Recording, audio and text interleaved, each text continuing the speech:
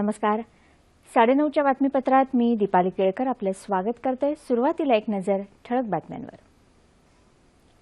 हवामान बदलाचं आव्हान पेलण्यासाठी भारत द्वीप समूहामध्ये सर्व देशांना सहकार्य करणार, पंतप्रधान नरेंद्र मोदी यांची ग्वाही. पाकिस्तानच्या आडमुठ्या भूमिकेमुळे राष्ट्रीय सुरक्षा सल्लागार पातळीवरच्या बैठकीचं भवितव्य अधांतरी.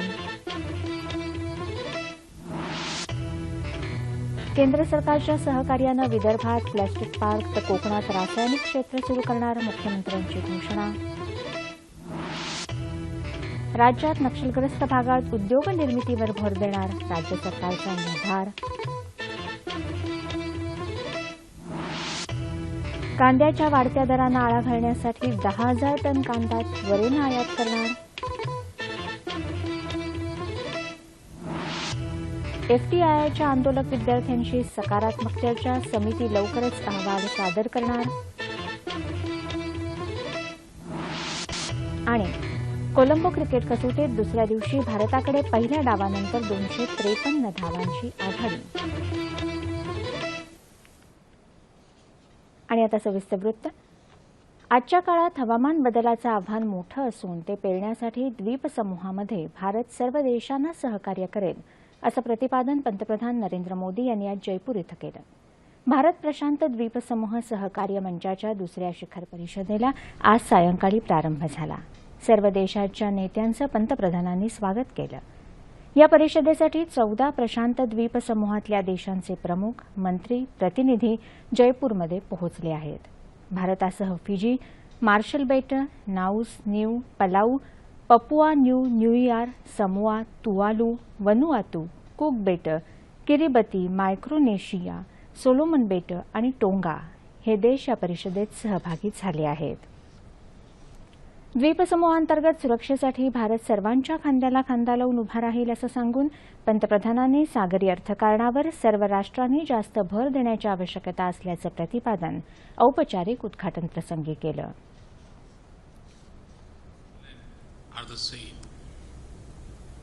That is why some call the region the Indo-Pacific region. But that is not all that brings us together. Small island states may add up to small land area and even smaller population, but they are as important for us as any other nation. We have and will stand with you in international forums.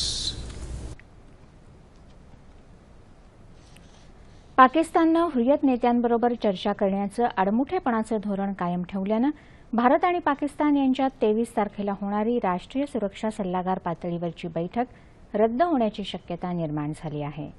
या बैठकीसाठी पाकिस्तानचे राष्ट्रीय सुरक्षा सल्लागार सरताज अझीज दिल्लीत आल्यानंतर त्यांनी हुर्रियत नेत्यांशी चर्चा करू नये असं याआधीच भारतानं स्पष्ट केलं होतं. गृहमंत्री राजनाथ सिंग यांनी आज भारत आपल्या मतावर ठाम असल्याचं स्पष्ट केलं. दहशतवाद संपुष्टात आणण्यासाठी पंतप्रधान नरेंद्र मोदी आणि पाकिस्तानचे पंतप्रधान नवाज शरीफ यांच्यात सर्वप्रथम उभय देशांनी चर्चा करण्याचं रशियातल्या उफा इथं झालेल्या बैठकीत ठरलं होतं. मात्र त्यानंतर काश्मीरच्या फुटीर नेत्यांशी चर्चेची तयारी करणं अयोग्य असल्याचं भारतानं पाकिस्तानच्या उच्चायुक्तांना ठणकावलं आहे. पेट्रोलियम मंत्रालयाच्या सहकार्यानं विदर्भात प्लास्टिक पार्क उभारणार असून कोकणात रासायनिक क्षेत्र सुरू करणार असल्याची घोषणा मुख्यमंत्री देवेंद्र फडणवीस यांनी आज नागपुरात केली. पेट्रोलियम आणि रसायन विभाग तसंच विदर्भ उद्योग संघटनेतर्फे आयोजित परिसंवादाचं उद्घाटन केल्यानंतर मुख्यमंत्री बोलत होते. शेतीच्या क्षेत्रात प्लास्टिकचा मोठा वापर होत असून कृषी उत्पादन वाढीला चालना मिळण्यासाठी हे प्लास्टिक पार्क उभारलं जाईल असं मुख्यमंत्री म्हणाले. कोकणात पीसीपीआरच्या सहाय्यानं 5वं रासायनिक क्षेत्र उभारण्यात येणार आहे, ज्यामुळे जलवाहतुकीला फायदा होईल असंही त्यांनी स्पष्ट केलं.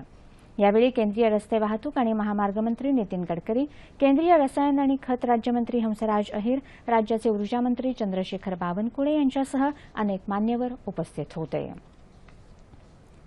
राज्यातील गडचिरोली आणि गोंदिया या नक्षलग्रस्त भागातील खनिज संपत्तीचा उपयोग स्थानिक पातळीवरच केला जाईल. त्यासाठी या भागात उद्योजकांच्या माध्यमातून उद्योगाची निर्मिती करून स्थानिकांना रोजगार मिळवून देण्यात येईल असं प्रतिपादन मुख्यमंत्री देवेंद्र फडणवीस यांनी आज केलं. नक्षलग्रस्त भागाच्या आढावा बैठकीत ते बोलत होते. नक्षलग्रस्त भागात पोलीस विभाग आणि इतर अधिकाऱ्यांच्या प्रयत्नामुळे नक्षल चळवळ कमजोर झाली आहे. ही योग्य संधी साधून या भागात उद्योजकांच्या माध्यमातून उद्योग निर्मितीवर भर देण्याचा शासनाचा विचार असल्याचं त्यांनी यावेळी सांगितलं. नक्षलग्रस्त भागातील बेरोजगारांना रोजगार उपलब्ध करून देण्यासाठी नक्षलग्रस्त भागात उद्योग उभारण्याची आवश्यकता आहे. नक्षलग्रस्त भागाच्या विकासासाठी केंद्र सरकार कटिबद्ध असून उद्योग उभारणीसाठी राज्य शासनानं मागितलेली प्रत्येक मदत करण्यास केंद्र सरकार तयार असल्याची माहिती केंद्रीय रस्ते वाहतूक आणि महामार्ग मंत्री नितीन गडकरी यांनी दिली. दुष्काळ अथवा अतिवृष्टीसारख्या नैसर्गिक आपत्तीत सापडलेल्या शेतकऱ्याला कर्ज परतफेडीची मुदत 5 वर्षांपर्यंत वाढवून देण्याची सवलत रिझर्व्ह बँकेनं आज जाहीर करून शेतकरी वर्गाला दिलासा दिला. शेतकऱ्यांच्या पिकांचं जर 33% नुकसान झालं असेल तर कर्ज परतफेडीची मुदत 2 वर्षांपर्यंत वाढवण्याची परवानगी रिझर्व्ह बँकेनं दिली आहे. कांद्याच्या वाढत्या दरांना त्वरित आळा घालण्यासाठी 10,000 टन कांदा आयात करण्यात येणार आहे. यासाठी निविदा काढण्यात आल्या असून जागतिक पुरवठादारांकडून पाकिस्तान, इजिप्त, चीन आणि अफगाणिस्तान या देशांमधून कांदा आयात केला जाईल. आयात कांदा तातडीनं देशांतर्गत पुरवला जाणार असून त्यामुळे कांद्याचे दर उतरण्यास मदत होणार आहे. देशात कांद्याची सर्वात मोठी घाऊक बाजारपेठ राज्यातल्या लासलगाव इथं आहे. आज याच बाजारपेठेत कांद्याचा भाव 54 रुपये प्रति किलो झाला. आयात केला जाणारा कांदा येत्या 15 सप्टेंबरपर्यंत वाघा सरहद्द तसंच कांडला, जेएनपीटी आणि चेन्नई बंदराच्या मार्गे देशात येईल. 2014-15 मध्ये कांद्याचं उत्पादन अपेक्षेपेक्षा 5 लाख टनांनी घटल्यामुळे देशात कांद्याची टंचाई निर्माण झाली आहे. देशात महाराष्ट्र, कर्नाटक आणि मध्य प्रदेश या राज्यांमध्ये कांद्याचं सर्वाधिक उत्पादन होतं. पुण्यातल्या FTII अर्थात भारतीय चित्रपट आणि दूरचित्रवाणी संस्थेच्या अध्यक्षपदावरून सुरू असलेल्या वादाप्रकरणी लवकरच तोडगा निघेल असं भारतीय वृत्तपत्र संस्थेचे निबंधक SM खान यांनी आज पुण्यात सांगितलं.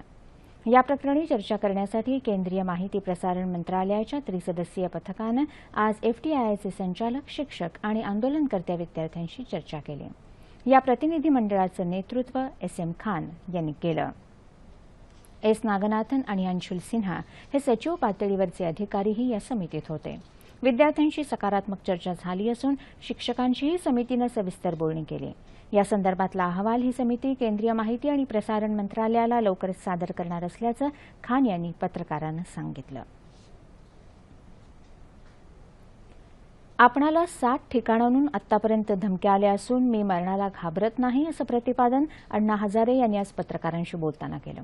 माझं जीवन देशाच्या सेवेसाठी समर्पित आहे. माझं कार्य अविरतपणे सुरूच राहील असा विश्वास अण्णांनी यावेळी बोलताना व्यक्त केला.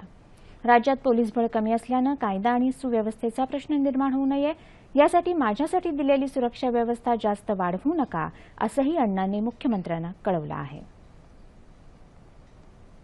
धमक्यांना मी घाबरत नाही, धमक्यांना भीत नाही. एवढ्या धमक्या आल्या पण माझ्या कुठल्याही कार्यक्रमात कुठलाही मी बदल केले. माझे दौरे चालू आहेत, माझ्या सभा चालू आहेत आणि माझी अशी धारणा आहे की माझ्या मरणामुळं एखाद्याला जर आनंद होत असेल तर माझं जीवनच समाज आणि देशाच्या हितासाठी आहे, त्यांच्या आनंदासाठी आहे.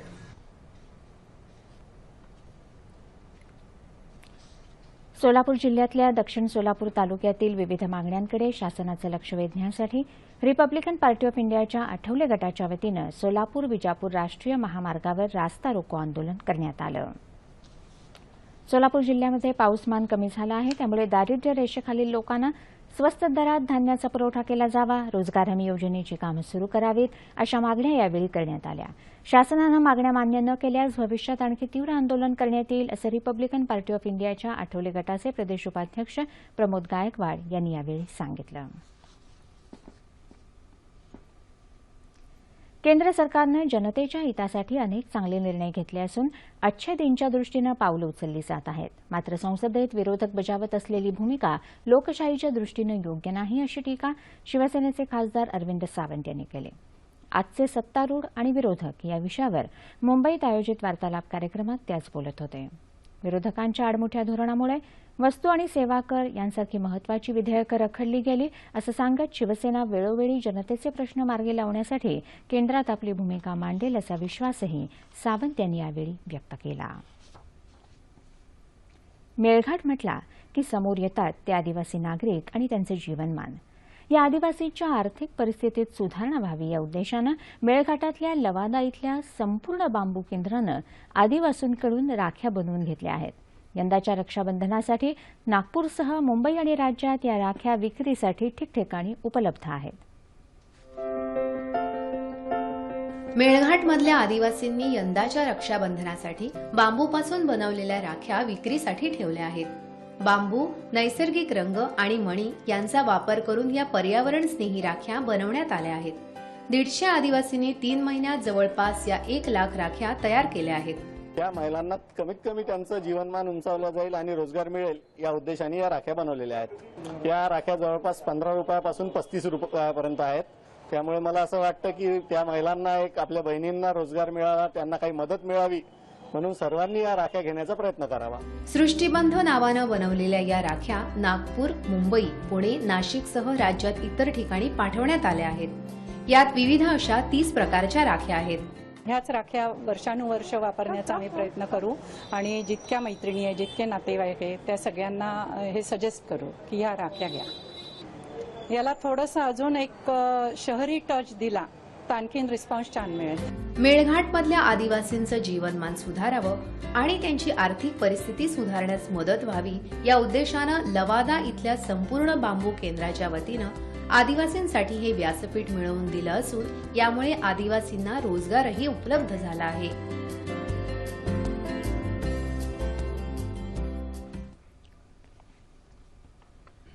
आज राष्ट्रीय ज्येष्ठ नागरिक दिवस. वयाच्या ज्येष्ठतेचा उंबरठा ओलांडल्यावर आरोग्यविषयक समस्याही डोकं वर काढू लागतात. या समस्येतून मार्ग काढण्याची जबाबदारी केवळ ज्येष्ठ नागरिकांची नसून ते एक सामाजिक कर्तव्य आहे. वाढतं वय आणि आरोग्याच्या तक्रारी जणू हातात हात घालून येतात. अनेक वर्षांच्या वापरातून थकलेलं शरीर विविध रोग आणि विकारांच्या माध्यमातून वाढत्या वयाची जाणीव करून द्यायला लागतं. मधुमेह, हृदयविकार, संधिवात, डोळ्यांचे विकार अशा अनेक रोगांना म्हातारपणात शरीर पोखरण्याची संधी मिळते.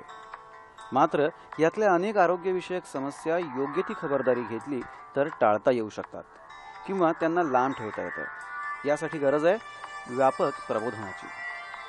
ज्येष्ठ नागरिकांचे कुटुंबीय आणि नातेवाईक यांची भूमिकाही यात महत्त्वाची आहे. ज्येष्ठ नागरिकांची जीवनशैली शक्य तेवढी आरोग्याभिमुख आणि तणावमुक्त असावी याची काळजी त्यांनी आणि कुटुंबियांनी कशी घ्यावी याविषयी प्रसारमाध्यमांनीही सक्रिय पुढाकार घेणं अपेक्षित आहे. ज्येष्ठ नागरिकांचं आरोग्य ही केवळ त्यांची जबाबदारी नाही तर ते सांभाळणं हे एक सामाजिक कर्तव्य आहे.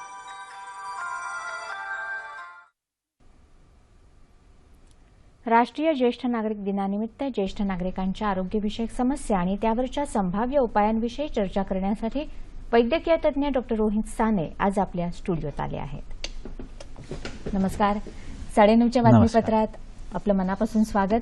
आज राष्ट्रीय ज्येष्ठ नागरिक दिवस आहे, तर वयोमानापरत्वे कुठल्या कुठल्या समस्या, आरोग्यविषयक समस्या अधिक करून आत्ताच्या काळात आढळून येतात? कसं आहे, ज्येष्ठ नागरिक जेव्हा आपण म्हणतो तेव्हा जसं वय वाढत जातं तशी शरीराची झीज जी व्हायला लागते, त्या झीज झाल्या कारणाने सर्वात जास्त आपल्याला जे दिसून येतात ते हाडांचे विकार दिसून येतात. हाडांच्या विकारांबरोबर ऑब्व्हियसली ते सांध्यांचे जे विकार असतात ते ऑब्व्हियसली हाडाची झीज झाली की ते सांधे एकमेकाच्या जवळ येऊन जे घासायला लागतात आणि त्याच्यामुळे आपले सांधे दुखीचा त्रास निर्माण होताना दिसून येतो. पण जर तुम्ही नीट जर बघितलं ना तर आज भारताचा जो बेसिक प्रॉब्लेम आहे तो आहे हृदयरोगाचा प्रॉब्लेम. कारण का आता जर बघितलं तर सांध्याचा त्रास ज्येष्ठ नागरिक म्हणतात ठीक आहे, आम्ही काहीतरी तेल लावू, आम्ही काहीतरी औषधं घेऊ आणि सांध्याचा त्रास काहीतरी करून आम्ही कमी करू शकू. पण आज जर सरासरी बघितली, जर WHO दिलेला आपल्याला पूर्ण सरासरी बघितली तर हार्ट डिसीजने होणारा जो काही प्रॉब्लेम आहे तो भयंकर जास्त दिसून येतो. त्या हार्ट डिसीज बरोबरच जर डायबिटीज असेल, ब्लड प्रेशर असेल किंवा त्याच्यानंतर येणारा कॅन्सरचा रोग जो असतो, हा जो सगळे रोग आहेत त्यांची सरासरी भरपूर दिसून येते आणि ज्येष्ठ नागरिकांनी ह्याच्या बाबतीत जास्तीत जास्त काळजी घ्यायला हवी. पण ह्या ज्या आरोग्यविषयक समस्या दिसून येतात त्या आत्ता दिसून येत आहेत वयाच्या 60व्या वर्षी किंवा त्यानंतर, पण त्याच्या मागची कारणं काय किंवा केव्हापासून ती साधारण सुरू झालेली असतात? कसं आहे, नॉर्मली ना ह्यांची कारणं खूप आधी चालू झालेली असतात. जर आपण आता डायबिटीज म्हणालो तर डायबिटीजचं कारण हे बेसिकली आपण ज्या दिवशी जन्माला येतो त्या दिवशी आपल्यामध्ये ते जीन्स आलेले असतात की ज्याच्यामुळे आपण ठरवू शकतो की ह्या व्यक्तीला डायबिटीज होऊ शकते की नाही. ॲज वेल एज ब्लड प्रेशरचं सुद्धा तसंच काहीतरी असतं. पण एक गोष्ट ह्याच्यात सांगू इच्छितो की जरी हे जीन्स आपल्या शरीरात आलेले असले तरी जर आपण छान व्यायाम केलेला असेल, आहारात छान आपण कंट्रोल ठेवलेला असेल तर या जीन्सला आपण सप्रेस करू शकतो आणि या रोगाला बाहेर न येऊन द्यायची आपण पुरेपूर सोय करू शकतो. पण बऱ्याच वेळेस होतं काय की आपली 35-40 नंतरचं जे आपलं जेवण असतं, व्यायामाचा अभाव असतो, मेंटल टेन्शन असतं, फिजिकल स्ट्रेस असतो, या सगळ्या गोष्टींमुळे हे रोग आपल्याला साधारण 35-40ला सुरुवात होतात आणि दिसताना ते 60ला आपल्याला दिसायला सुरुवात होतात. म्हणजे तरुणपणापासूनच खरं तर काळजी घ्यायला सुरुवात करायला हवी. आता तुम्ही व्यायामाचा उल्लेख केला, आहार विहाराचा उल्लेख केला, आणखीन कुठली खबरदारी घ्यायला हवी असं वाटतं? कसं असतं की बऱ्याच वेळेस जी खबरदारी आपल्याला घ्यायची असते ना, ही आहार आणि विहार हे दोन बेसिक गोष्टी जर बघितल्या तर त्याच्यानंतर येतो विचार.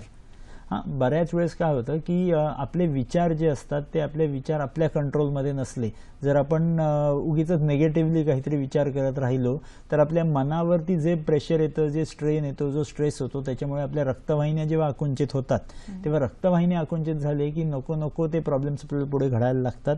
अवयवांना जो रक्तपुरवठा पाहिजे असतो तो न पोचल्या कारणाने आपल्याला पुढचे प्रॉब्लेम झेलावे लागतात. म्हणून जर ज्येष्ठ नागरिकांनी जर काही विचार नीट आपण अनालाइज केलं तर आहार, विहार आणि विचार या 3 गोष्टींवरती जर आपण कंट्रोल ठेवला तर आपण नक्कीच जिंकू शकतो या रोगांना. कुटुंबियांचा त्यांच्याकडे बघण्याचा जो दृष्टिकोन आहे, त्यांचा जो विचार आहे तो पण खूप महत्वाचा आहे, त्याबद्दल काय सांगा? ॲब्सोल्युटली खूपच इम्पॉर्टंट असतो कुटुंबियांचा, म्हणजे नातेवाईकांचा जो आपण सहभाग म्हणतो आपल्या ज्येष्ठ नागरिकांच्या हेल्थसाठी असेल तर. होतं काय बऱ्याच वेळेस की एखाद्या माझ्या घरातल्या आईला, आजीला, आजोबांना जर काही त्रास झालेला असेल तर नॉर्मली आपण काय करतो की त्यांना सांगतो तुम्ही घरीच थांबा, तुम्ही जास्त बाहेर कुठे जाऊ नका, खूप लांब गेलं तर आम्ही तुम्हाला कसं शोधणार किंवा वगैरे अशा बऱ्याचशा गोष्टी असतात. आणि असं असताना होतं काय की आपण त्या आजी आजोबांना जे काही बाहेर जायची हौस असते, त्यांना ओढ असते, बाहेर फिरून यायची त्यांना तलब लागलेली असते, ती आपण त्यांची थांबवतो आणि ती थांबवल्या कारणाने त्यांना घरात अडकून राहिल्यासारखं होतं. तर मी नातेवाईकांना नेहमी एवढं सांगेन की आपण जर आपल्याला प्रेम खरंच दाखवायचं असेल आपल्या ज्येष्ठांवरती तर आपण त्यांच्याबरोबर जाऊया. त्यांची सिक्युरिटी आपली जबाबदारी आहे, आपली जिम्मेदारी आहे ती, तर आपण त्यांच्याबरोबर जाऊन त्यांची सिक्युरिटीची पुरेपूर आपण काळजी घेऊया. म्हणजे वेळ देणं आणि मोकळं वातावरण ठेवणं हे खूप गरजेचं आहे. आता वृद्धाश्रमातले जे वृद्ध आहेत तो एक महत्वाचा प्रश्न आहे, त्यांच्या आरोग्याबद्दल काय सांगाल? कसं असतं, आपण जेव्हा बऱ्याच वेळेस बघितलेलं, आता मागच्या 15 वर्षाच्या ह्याच्यात मी जेव्हा बघितलेलं आहे की वृद्धाश्रमात जे काही वृद्ध असतात, आपल्या आई वडील ज्येष्ठ नागरिक जे काही असतात, हे नॉर्मली मेंटली थोडेसे अनस्टेबल असतात. ह्यांना सायकोलॉजिकली जर आपण थोडीशी जरी पॉझिटिव्ह स्ट्रेंथ दिली ना तर हे खूप छान ठणठणीत त्यांचं आयुष्य जगू शकतील, हे नेहमी बघितलं गेलेलं आहे. मी ज्येष्ठ नागरिकांना जे वृद्धाश्रमात राहतात त्यांना मी एवढंच सांगू शकेन की आपल्या मनात बरेचसे विचार असतात ज्याची उत्तर आपल्याला माहिती नसतात. अशा प्रकारे जर आपण उगीच आपल्या मनात नको नको ते विचार करून ठेवले तर आपल्या शरीरावर वाईट परिणाम दिसू शकतात. अशा वेळेस मी एवढंच सांगू शकेन की तुमच्या डोक्यात जे काही विचार आहेत सगळे कागदावरती उतरवून काढा. कागदावरती उतरवून काढले की त्याच्यासमोर आपल्याला जे काही सुंदर त्याच्यावरची उत्तरं आपल्याला वाटतायत, जे व्हायला पाहिजेत ते होतील की नाही ते नंतर बघूया. पण जे काही आपल्या समोर आपले जे विचार आहेत त्याच्यासमोरची उत्तरं जी आहेत ती त्याच्यासमोर लिहून काढूया आणि जस्ट तो कागद ठेवून देऊया. म्हणजे मनातले जे काही चिंता आहेत त्या आपण एकदा कागदावर उतरवून काढल्या तर आपल्याला छान झोप लागू शकते आणि जर छान झोप लागली आपल्याला तर पुढचा दिवस खूप सुंदर जाऊ शकेल आणि त्याच्याने आपली हेल्थ आपण राखून ठेवू शकू. म्हणजे या प्रयोगाने व्यक्त पण होता येईल आणि मोकळं पण होता येईल, नाही का? आता सरकारच्या सुद्धा योजना खूप आहेत ज्येष्ठ नागरिकांच्या आरोग्यासाठी, पण त्या त्यांच्यापर्यंत पोहोचत नाहीत असंही बरेचदा दिसतं. त्या योजना कुठल्या आहेत? कसं आहे, योजना भरपूर आहेत. सरकारच्या सुद्धा आहेत, प्रायव्हेट ऑर्गनायझेशन्सच्या सुद्धा आहेत आणि असे बरेच लोक ज्येष्ठांना मदत करायला नेहमी तत्पर असतात. जर तुम्ही साध्या सुद्धा योजना बघितल्या, फक्त ज्येष्ठांसाठी नाही तर बिलो पॉवर्टी लाईनचं जे आजकाल सरकारचं जे जीवनदायी आरोग्य योजना वगैरे आहे त्याच्यात बऱ्याचशा ट्रीटमेंट्स आपल्याला फ्री ऑफ कॉस्ट होऊ शकतात. गव्हर्नमेंट हॉस्पिटल्समध्ये, प्रायव्हेट हॉस्पिटल्समध्ये, चॅरिटेबल ट्रस्टच्या हॉस्पिटल्समध्ये असे बरेचसे योजना आहेत ज्याच्यामध्ये सगळे ट्रीटमेंट्स जे आहेत ते फ्री होऊ शकतील त्यांच्यासाठी. ॲज वेल जर तुम्ही नीट बघितलं तर आजकाल बरेचसे केमिस्ट ऑर्गनायझेशन्स वगैरे वगैरे सगळे एकत्र येऊन ज्येष्ठांसाठी वेगवेगळ्या योजना काढतायत ज्याच्यात औषधं त्यांना कमी दरात दिली जातील. असे बरेचसे योजना आहेत, फक्त ते ज्येष्ठांपर्यंत नीट प्रकारे पोचायला हवीत ह्याचीच फक्त गरज आहे. ॲज वेल एज आपण सुद्धा जर बघितलं तर आपण आपले सगळे इन्व्हेस्टिगेशन ज्येष्ठांसाठी जे असतात ते आपण फ्री ऑफ कॉस्ट निर्माण त्यांना करून दिलेले आहेत. की नॉर्मली होतं काय की ज्येष्ठांना नॉर्मली त्यांच्या डोक्यात हा प्रश्न पडलेला असतो की मला रोग आहे की नाही, आणि या भीतीमध्ये ते कधी कधी स्वतःला तपासायला सुद्धा जात नाहीत की माझ्याकडे पैसे नाहीत, मला भीती आहे, उगाच रोग दिसला तर काय करेन, आणि ह्या भीतीत आपण आतमधल्या आतमध्ये तो रोग वाढवून ठेवतो. मी ज्येष्ठांना एवढंच सांगू इच्छितो की आपण घाबरायची काहीही गरज नाही.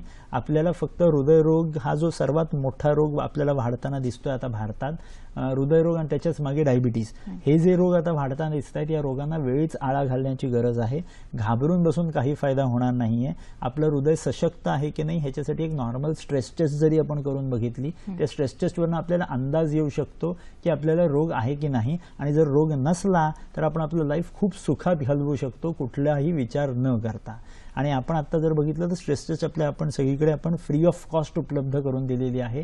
सगळ्या ज्येष्ठांनी त्याचा वापर करून घ्यावा की आपल्या मनातनं भीती काढून टाका ती एकदाची स्ट्रेस टेस्ट करून की मला हृदयरोग नाही, मला हार्ट अटॅकचा जास्त मला कधीही भीती ठेवायची गरज नाही. म्हणजे सरकारच्या ज्या योजना आहेत किंवा खासगी संस्थांमार्फत ज्या योजना आहेत त्याचा पुरेपूर फायदा ज्येष्ठांनी नक्की घ्यायला हवा करून आणि घ्यायला ज्येष्ठांनी हवा. तिथपर्यंत जायला पोचायला हवं. हवं. आणि या शेवटच्या टप्प्यावर आपल्या सगळ्या ज्येष्ठ नागरिक मित्रांसाठी, तरुण मित्रांसाठी असं मी म्हणते की त्यांच्यासाठी त्यांचं मानसिक आणि शारीरिक आरोग्य चांगलं राहावं यासाठी तुम्ही जाता जाता काय सांगाल? कसं आहे, एवढं फक्त ज्येष्ठांनी नीट लक्षात ठेवायचं आहे की मन जेवढं आपण आपल्या कंट्रोलमध्ये ठेवू तेवढं आपण सुखी शांत राहणार, पहिली गोष्ट. दुसरी गोष्ट, आहारावरती आपल्याला कंट्रोल ठेवायला हवा. म्हणजे उगीच हेवी कॅलरी असलेली जेवण, म्हणजे फॉर एक्झाम्पल तळलेलं किंवा समजा पनीर असेल, गुलाबजाम असेल, रसगुल्ले असेल, खीर असेल, बासुंदी असेल, हे सगळं खाऊया पण एका कंट्रोलमध्ये ठेवून खाऊया. जास्त हेवी कॅलरी फूड नको खायला. आणि सर्वात इम्पॉर्टंट तिसरी गोष्ट म्हणजे व्यायाम. रोजच्या रोज सकाळी आपण अर्धा तास नाश्त्या अगोदर जरी छान व्यायामाला जर निघालो, त्याच्यात आपण चालणं, स्ट्रेचिंग एक्सरसाइजेस, योगासनं, प्राणायाम असं सगळ्यांचं आपण जर कॉम्बिनेशन करू शकलो तर नक्कीच आपण आपलं हृदय आणि पूर्ण शरीर आपण छान ठणठणीत ठेवू शकतो. डॉक्टर, खरं तर असं म्हणावंसं वाटतं जसं पाडगावकरांनी म्हटलेलं आहे की तरुण असलो की तरुण असतं म्हातारपण, रडत बसलो की करुण असतं म्हातारपण. शेवटी म्हातारपण म्हणजे काय, वृद्धत्व म्हणजे काय, परिपक्व तारुण्यच आहे. आणि हे तारुण्य आपल्याला योग्य आहार, विहार आणि विचारांनी कसं खुलवायचं हे तुम्ही छान सांगितलं. त्यासाठी मनापासून धन्यवाद. थँक्यू. वळूया उर्वरित बातम्यांकडे. कोल्हापूर इथल्या शिवाजी विद्यापीठाच्या राज्यशास्त्र विभागाच्या वतीनं आज भारताचं परराष्ट्र धोरण, भविष्यकालीन आव्हान या विषयावर डॉ. अंजली पाटील स्मृती व्याख्यानमालेचं आयोजन करण्यात आलं होतं. प्रभावी परराष्ट्र नीतीच्या आखणीसाठी धाडसी धोरणकर्त्या नेतृत्वाची देशाला गरज असल्याचं मत मुंबई विद्यापीठाच्या राज्यशास्त्र विभागाच्या प्राध्यापिका डॉ. उत्तरा सहस्त्रबुद्धे यांनी यावेळी व्यक्त केलं. 21व्या शतकात सीमा सुरक्षा, व्यापार, ऊर्जा सुरक्षा आणि सागरी सुरक्षा हे घटक महत्वाचे असून या संदर्भात धोरणांची आखणी आपण कशी करतो यावर भविष्यकालीन आव्हानांचं स्वरूप ठरणार असल्याचं त्या यावेळी म्हणाल्या. कुलगुरू डॉ. देवानंद शिंदे हे या कार्यक्रमाच्या अध्यक्षस्थानी होते. पारंपरिक पीक कापणीच्या पद्धतीमुळे काही वेळा पिकांच्या उत्पादनाचा अंदाज चुकतो. त्यामुळे पीक कापणीसाठी आता अत्याधुनिक ड्रोन तंत्रज्ञानाचा वापर करून पिकांचा अचूक अंदाज घेतला जाणार आहे. राज्यात औरंगाबाद आणि उस्मानाबाद जिल्ह्यात प्रायोगिक तत्वावर हा प्रयोग होत असून याचा अंदाज अचूक आल्यास संपूर्ण राज्यात हे तंत्रज्ञान वापरलं जाणार आहे. उस्मानाबाद जिल्ह्यात उस्मानाबाद तालुक्यातल्या 100 गावात हा प्रयोग करण्यात येत असून सोयाबीन, ज्वारी, बाजरी आणि मका या पिकांचा अंदाज घेतला जाणार आहे. यासाठी 7 तंत्रज्ञ काम पाहत आहेत. 150 फूट उंचावरून पिकांचे फोटो घेऊन त्यानंतर सॉफ्टवेअरच्या माध्यमातून पीक उत्पादनाचा अंदाज घेण्यात येणार आहे.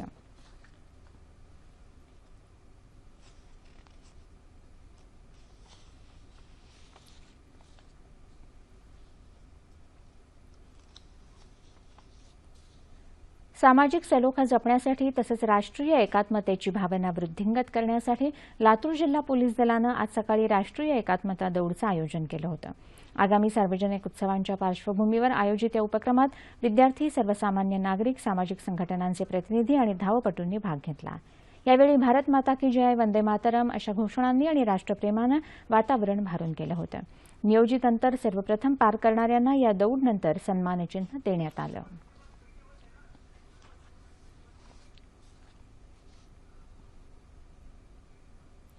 चांगल्या दर्जेदार चित्रपटांची निर्मिती करणाऱ्या विधायक व्यक्तींना प्रेरणा देण्यासाठी आज मुंबईत भारतीय चित्रपटातले सर्वोत्तम या उपक्रमाचं उद्घाटन झालं।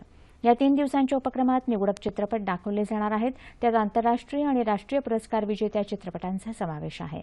इंग्रजी, हिंदी आणि इतर प्रादेशिक भाषातल्या या चित्रपटांची मेजवानी नवोदितांबरोबरच दिग्गजांनाही मिळणार आहे। दूरदर्शन आणि छत्रपती शिवाजी महाराज वस्तुसंग्रहालय यांच्या वतीनं हा उपक्रम राबवला जात आहे।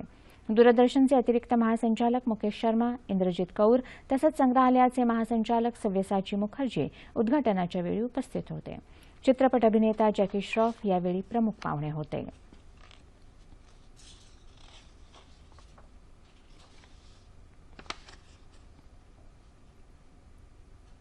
आंतरराष्ट्रीय दर्जाच्या भेटवस्तू आणि लेखन साहित्याचं सर्वात मोठं होणारं व्यापार प्रदर्शन यंदा मुंबईत नेहरू सेंटर इथं करण्यात आलं असून राज्याचे उद्योगमंत्री सुभाष देसाई यांनी या प्रदर्शनाचं आज उद्घाटन केलं। या प्रदर्शनात आगामी उत्सवाकरता लागणाऱ्या भेटवस्तू प्रदर्शित करण्यात आल्या आहेत। तसंच प्लास्टिक भेटवस्तू, हस्तकला, संगणक आणि संगणकपूरक अशा विविध वस्तू ठेवण्यात आल्या आहेत। 24 तारखेपर्यंत चालणाऱ्या या प्रदर्शनात 250हून अधिक भारतीय आणि परदेशी उद्योजकांनी सहभाग घेतला आहे। हे आगळंवेगळं प्रदर्शन भारत आणि परदेशातल्या पर्यटकांना तसंच विक्रेते आणि वितरकांना आकर्षित करणारं आहे। पुण्याची ओळख सांस्कृतिक शहर म्हणून आहेच, त्याचबरोबर विविध प्रयोग इथं मोठ्या प्रमाणावर केले जातात। देशात पहिल्यांदाच संगीत क्षेत्रातल्या दिग्गजांच्या अभिनव पुतळ्याचे माध्यम बनवून त्यामार्फत रसिकांशी संवाद साधण्याचा अनोखा प्रयोग आज करण्यात आला। हा प्रयोग पाहण्यासाठी दस्तूरखुद्द बासरीवादक पंडित हरिप्रसाद चौरसिया आणि संतूरवादक पंडित शिवकुमार शर्मा उपस्थित होते। त्यांनी आगळ्या प्रयोगाला मनापासून दाद दिली। या अभिनव पुतळ्यांचा लोकार्पण सोहळा पुणे महापालिकेच्या वतीनं लवकरच करण्यात येणार आहे, अशी माहिती उपमहापौर आबा बागुल यांनी यावेळी दिली। बातमी क्रिकेटची। कोलंबो क्रिकेट कसोटीत खराब सुरुवातीनंतर श्रीलंकेनं भारताविरुद्ध आपला पहिला डाव सावरला असून आज दुसऱ्या दिवशी त्यांनी 3 बाद 140 अशी धावसंख्या केली। तत्पूर्वी त्यांनी भारताचा पहिला डाव 393 धावांवर गुंडाळला। भारताकडे अजूनही 253 धावांची आघाडी आहे। कालच्या 6 बाद 319 धावांवरून खेळायला सुरुवात केल्यानंतर उपाहारानंतर भारताचा डाव लगेचच आटोपला। त्यानंतर श्रीलंकेच्या पहिल्या डावाची सुरुवात डळमळीत झाली, मात्र त्यानंतर कौशल सिल्व्हानं सावधपणे खेळ करत सुरेख अशा 51 धावा केल्या। मालिकेतला हा दुसरा सामना असून पहिला सामना भारतानं गमावला होता। आता हवामान वृत्त। गेल्या 24 तासात कोकण आणि मराठवाड्यात काही ठिकाणी तर मध्य महाराष्ट्र आणि विदर्भात तुरळक ठिकाणी पाऊस पडला। येत्या 36 तासात कोकणात बऱ्याच ठिकाणी, दक्षिण मध्य महाराष्ट्र आणि मराठवाड्यात काही ठिकाणी तर विदर्भात तुरळक ठिकाणी पाऊस पडण्याची शक्यता हवामान खात्यानं वर्तवली आहे। आणि आता तापमान अंश सेल्सिअसमध्ये। मुंबई कमाल 32, किमान 25, नागपूर 34-24, पुणे 30-22, औरंगाबाद 32-22, नाशिक 30-21, कोल्हापूर 30-22, रत्नागिरी 31-24, सोलापूर 34-24 आणि अमरावती कमाल 32 आणि किमान 23 अंश सेल्सिअस। शेवटी ठळक बातम्या पुन्हा एकदा। हवामान बदलाचं आव्हान पेलण्यासाठी भारत द्वीप समूहामध्ये सर्व देशांना सहकार्य करणार, पंतप्रधान नरेंद्र मोदी यांची ग्वाही।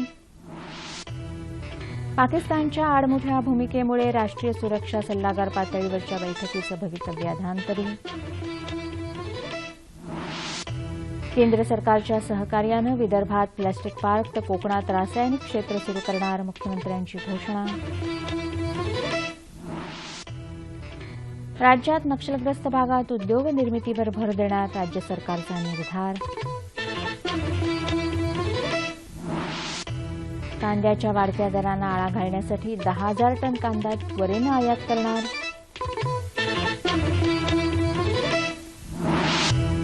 एफटीआयच्या आंदोलक विद्यार्थ्यांशी सकारात्मक चर्चा, समिती लवकरच अहवाल सादर करणार।